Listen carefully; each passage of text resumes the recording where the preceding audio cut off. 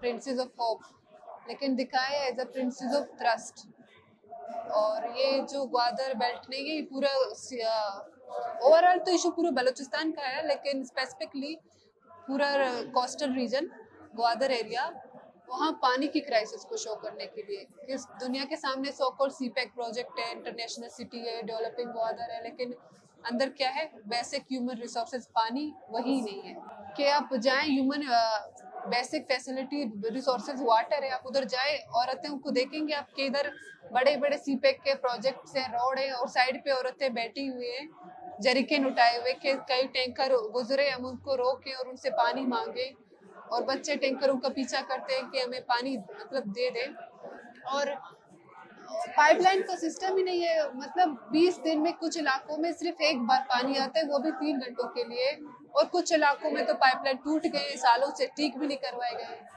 मैं उधर गई हूँ, मैंने देखा है, फेस किया है, फील किया है, तब बनाया है। कुछ इलाके हैं जहाँ पानी नहीं है, जैसे कि आपसर इलाका है, वहाँ तो पानी है ही नहीं। वैसे ओवरऑल तो वाटर क्राइसिस मेजर इशू है पूरे बलूचिस्तान में। अब दश्त एरिया में जाओ, कोलांच में जाओ, कोवलू में जाओ, पानी नहीं है, अगर है भी वो इतना पॉइजनस है, मतलब लोगों को वो इन्फेक्शन हो रहे हैं, वो बीमारियां फैल रही हैं। इसमें मटेरियल ये जूट नहीं, ये पोटैटो बैग्स, बोरी, ये बोरी और बोतलों के मोल्ड उतारे, जरिकेन, जो वहाँ ग्वादर एरिया में वाटर कंटेन करके सोर्स सेव करने का सोर्स है, वही मतलब उनके मोल्ड उतार कर प्रिंसेस ऑफ होप में लगाए। ये हमारा थीसिस प्रोजेक्ट है फाइनल, मतलब पूरी डिग्री का निचोड़ आप कह सकते हो, तो इसीलिए हमें काफी रिसर्च करना पड़ा। मैं पर्सनली ग्वादर एरिया में गई हूँ, देखा है, फील किया है, सब कुछ नज़दीक से देखा है, रिसर्च किया है, तो तब जाके मैंने ये स्कल्पचर बनाया 6 महीने में। वो ब्रोकन बेंगल्स है जो मैंने बनाया था, पेंटिंग टाइप। वो वो भी इसी तरह पॉलिटिकल इश्यूज पे था, वमेन के ऊपर था, औरतों के ऊपर था। नहीं, बलूचिस्तान के, मैंने दुनिया के तो नहीं देखे ना, अपने औरतों पर ज्यादा फोकस।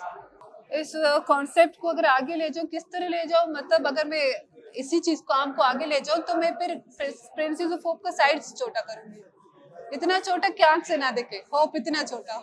बोरी का नेचुरल कलर है ना, तो कलर मैंने नहीं किया, कलर करोगे तो फिर वही ब्यूटीफुल हो जाएगा ना, ब्यूटीफुल हो जाएगा, प्लीजिंग लगेगा। मुझे वो दिखाना नहीं था, मुझे इस तरह दिखाना था कि लगे पानी नहीं है, गुर्बत नहीं है, डिस्टर्बिंग लगे थोड़ा। तो इसका कलर बेसिकली डार्क और रफ है ना, इसलिए नीट नहीं है, क्योंकि अगर कुछ इलाकों में पानी है भी, वो पीने लायक नहीं है, बहुत गंदा पानी होता है।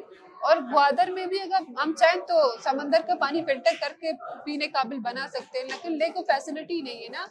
आप अपना फोकस सीपेक और मेगा प्रोजेक्ट पे दिए, प्लांट ही लगा लेते, मतलब लोगों का भला हो जाता। हाँ, अगर मैं कहूँ 40 में से सिर्फ 5 लोग इसे समझ पा रहे हैं जो आर्टिस्ट हो वाकई में।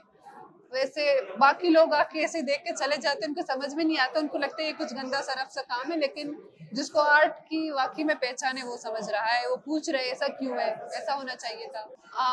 इस एरा में कम से कम एक आर्टिस्ट का थीम जो मॉडर्न आर्ट हो ना, मॉडर्न स्कल्पचर बनाए, मॉडर्न काम करे, क्योंकि मॉडर्न पॉलिटिकल जो करंट इश्यूज है इन पर काम हो, और ज्यादा ब्यूटी को फोकस नहीं करें कि हम अपना काम ब्यूटीफुल बनाएं, क्योंकि अब इस एरा में ब्यूटी की डिमांड ही नहीं है, जो है थीम की डिमांड है। कितना वजन है आपके काम में एज एन आर्टिस्ट, मतलब आप मॉडर्न काम बनाओगे, आप उसको ब्यूटीफुल करने में जोर नहीं दोगे, आप उसको तीन मकसद को स्ट्रॉन्ग बनाओगे।